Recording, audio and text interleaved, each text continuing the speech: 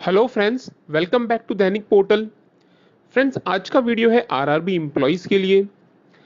आप सभी को पता लग चुका होगा, डीएफएस का लेटर आपने देख लिया होगा, पूरा रीड कर लिया होगा कि किस तरह से डिपार्टमेंट ऑफ फाइनेंशियल सर्विसेज ने रीजनल रूरल बैंक्स के वेज रिवीजन को अनुमति दी है।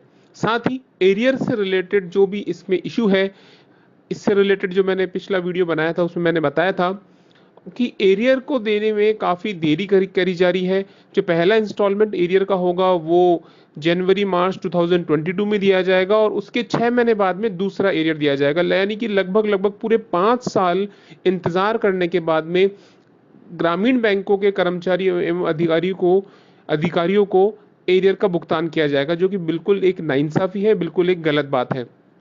इसी के ऊपर United forum of bank union ने एक लेटर लिखा है मिनिस्ट्री ऑफ फाइनेंस को, डिपार्टमेंट ऑफ फाइनेंशियल सर्विसेज को ये लेटर मार्क किया गया है।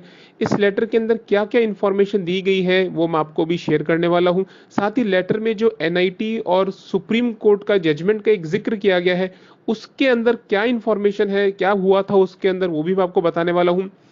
वीडियो शुरू करने से पहले मैं सभी एम्प्लॉयज से रिक्वेस्ट करूंगा, बैंक एम्प्लॉयज से, भले वो आरआरबी में हो या ना हो, सभी बैंक कर्मचारी रीजनल रूरल बैंक्स के हित के लिए ये ट्वीट जरूर करें, ट्विटर कैंपेन में जरूर पार्टिसिपेट करें, ज़्यादा से ज़्यादा ट्वीट करें। जो पॉपुलर जो ट्रेंडिंग ट्वीट्स हैं वो जैसे हैशटैग एरियोस फॉर आरआरबीज है, इनजस्टिस विद आरआरबीज है, आरआरबी वेज डिवीजन है, इस तरह के ट्वीट्स ज़रूर करिए और इसमें जो ट्विटर ट्रेंड्स हैं उनको ज़रूर टैग कीजिए।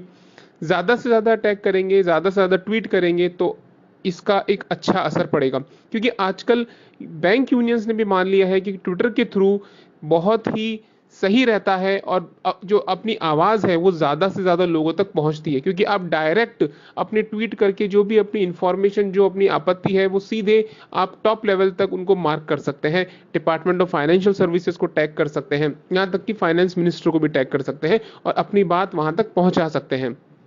तो फ्रेंड्स, जो भी इनजस्टिस हो रहा है आरआरबीज के साथ, उससे रिलेटेड जरूर ट्वीट करें। सबसे पहले वीडियो में बात करता हूं कि जो लेटर में लिखा गया है, सबसे पहले एक नेशनल इंडस्ट्रियल ट्रिब्यूनल का जिक्र किया गया है और एक सुप्रीम कोर्ट के जजमेंट का जिक्र किया गया है। तो फ्रेंड्स, ये क्या चीज़ है मैं सब आपको बताता हूं कि ग्रामीण बैंकों के जो वेज रिवीजन होता है वो किस तरह से तय हुआ है। सबसे पहले जो इसमें सबसे पुराना जो चीज़ मिलती है वो 1976 का जो आरआरबी एक्ट है, उसमें इसका जिक्र किया गया है सेक्शन 17.1 के अंदर कि किस तरह से आरआरबी के एम्प्लॉयज़ का वेज रिवीजन होगा। उसके बावजूद भी उस तरह से वेज रिवीजन नहीं हुआ तो मैटर 1987 में एक एनआईटी के पास गया।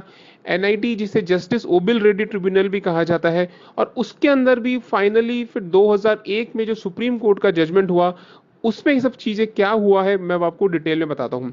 सबसे पहले सेक्शन 17.1 में क्लियरली लिखा गया है कि जो भी ऑफिसर्स और एम्प्लॉय होंगे रीजनल रूरल बैंक्स के, उनका जो वेतन होगा वो सेंट्रल गवर्नमेंट डिसाइड करेगी। और सेंट्रल गवर्नमेंट वेतन यानी सैलरी और अलाउंसेस डिसाइड करते समय ये जरूर ध्यान में रखेगी कि उनके कंपेरेबल लेवल में, यानी उनके बराबर में जो भी सैलरी स्ट्रक्चर है स्टेट गवर्नमेंट का है कि भले लोकल अथॉरिटीज का है, उसको वो जरूर ध्यान में रखेगी। इसका मतलब ये है कि उनके एटपार ही आरआरबी एम्प्लॉयज की सैलरी तय की जाएगी।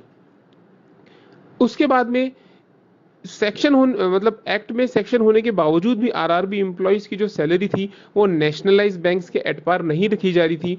इसके वजह से मैटर 1987 में नेशनल इंडस्ट्रियल ट्रिब्यूनल में गया।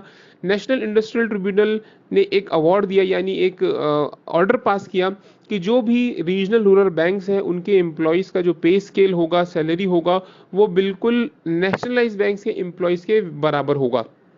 और इस अवार्ड को 1991 में इंप्लीमेंट कर दिया गया। लेकिन अवार्ड इंप्लीमेंट होने के बावजूद भी उसके बाद में 91 के बाद में दो वेतन समझौते हो गए कमर्शियल बैंक्स में, नेशनलाइज बैंक्स में, लेकिन फिर भी वो जो बेनिफिट था वेतन समझौते का, बाइपर्टाइट सेटलमेंट का, वो रीजनल रूरल बैंक्स के एम्प्लॉयज को नहीं दिया गया। लगातार दो वेतन समझौतों का बेनिफिट नहीं मिलने पर मामला हाईकोर्ट में गया। High court of Kerala, high court of Karnataka में मैटर गया। दोनों हाई कोर्ट्स ने यही फेवर में, आरआरबी एम्प्लॉयज के फेवर में जजमेंट दिया कि इनकी जो सैलरी है, वेजेस है, वो नेशनलाइज बैंक्स के सैलरी के बराबर होनी चाहिए।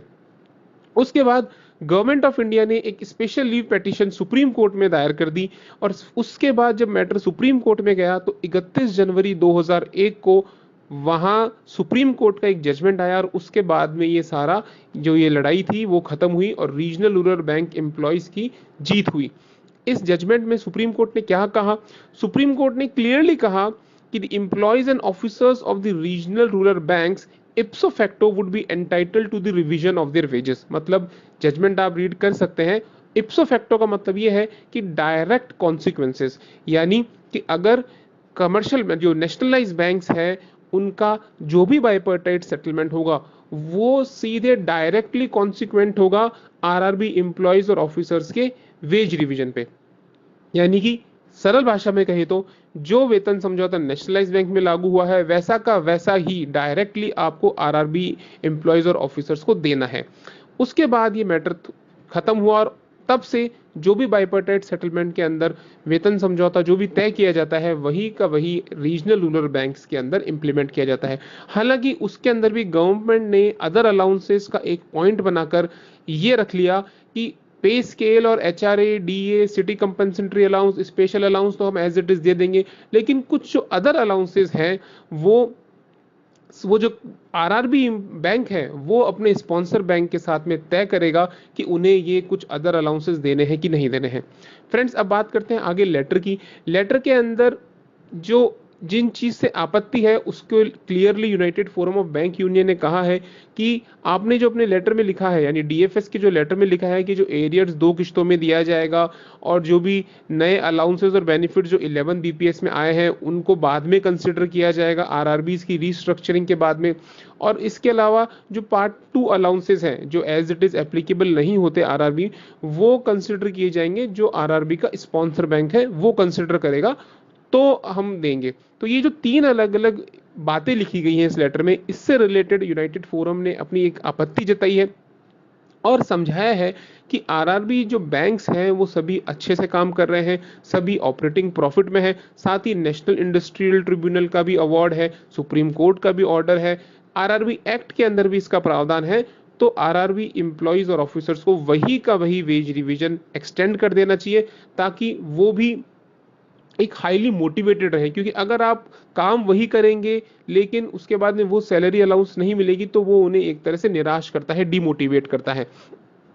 साथ ही दूसरे बैंकों ने, नेशनलाइज बैंक्स ने अपना एरिया दे भी दिया है, रिइंबर्स भी कर दिया है एम्प्लॉय को। तो ऑलरेडी इतना डिले हो चुका है, इससे ज्यादा डिले करना, 5-5 साल तक का वेट करवाना, ये आरआरबी एम्प्लॉयज के लिए सही नहीं है। क्लियरली इन्होंने रिक्वेस्ट करा है गवर्नमेंट को कि आप अपना ये जो सर्कुलर है, ये जो लेटर है, इसको रिकंसिडर करिए। हम रिक्वेस्ट करते हैं आपसे कि आप इसे रिकंसिडर करिए और जल्द से जल्द रीजनल रूरल बैंक एम्प्लॉयज और ऑफिसर्स को वही का वही जो बाइपर्टाइट सेटलमेंट है उसे एक्सटेंड करिए सेम टू सेम, और एरियर का भुगतान जल्द से जल्द करिए। वो जो 2 किश्तों वाली बात कही गई है उसे हटाइए और जल्द से जल्द इमीडिएटली एरियर्स का भुगतान करें। तो फ्रेंड्स, अभी जिन बातों पे क्लैरिटी नहीं है वो एक तो है परफॉर्मेंस लिंक्ड इंसेंटिव कि जो performance linked incentive nationalise banks पे लागू हुआ है, क्या वो रीजनल रूरल बैंक्स पे भी एज इट इज लागू होगा कि नहीं लागू होगा। क्योंकि अगर लागू होगा तो ये आरआरबी एम्प्लॉयज और ऑफिसर्स के हित की बात है, क्योंकि वो ऑपरेटिंग प्रॉफिट दे रहे हैं तो वो लागू होने पर उन्हें एक इंसेंटिव मिलेगा। एनपीएस 14% लागू होगा कि नहीं होगा, अभी तक तो नेशनलाइज बैंक्स के अंदर भी ये फाइनली इंप्लीमेंट नहीं हुआ है। उसके अंदर लिखा गया है कि जो बाइपर्टाइट सेटलमेंट की डेट्स है उस दिन से लागू होगा एनपीएस। यानी कि जब भी एनपीएस का एक फाइनल अप्रूवल आ जाएगा गवर्नमेंट की तरफ से 14% का, उसके बाद से ये बैक डेट से, यानी बाइपर्टाइट सेटलमेंट की डेट नवंबर 2020 से एनपीएस का बेनिफिट 14% एनपीएस का बेनिफिट दिया जाएगा। साथ ही जो न्यू बेनिफिट्स और अलाउंसेस हैं, जैसे ट्रैवलिंग अलाउंस पे डी और ट्रांसपोर्ट अलाउंस पे डीएनएस अलाउंस मिलेगा कि नहीं मिलेगा, learning allowance, locational allowance, HRA on rent receipt basis, तो ये कुछ 3-4 अलग अलग मुद्दे हैं जिन पे अभी क्लैरिटी नहीं है। आने वाले समय में धीरे धीरे इन चीजों के ऊपर क्लैरिटी आ जाएगी। उससे रिलेटेड अगर कोई भी इंफॉर्मेशन आएगी तो मैं जरूर आपके साथ शेयर करूंगा। अगर आपको वीडियो अच्छा लगा तो प्लीज इसे लाइक कीजिएगा, चैनल को जरूर सब्सक्राइब कीजिएगा, वीडियो को जरूर शेयर कीजिएगा और ट्वीट जरूर कीजिएगा। फ्रेंड्स, ज्यादा से ज्यादा ट्वीट करेंगे तो आपकी बात आगे तक पहुंचेगी, क्योंकि आप अभी सिर्फ ट्वीट ही कर सकते हैं। Thank you friends.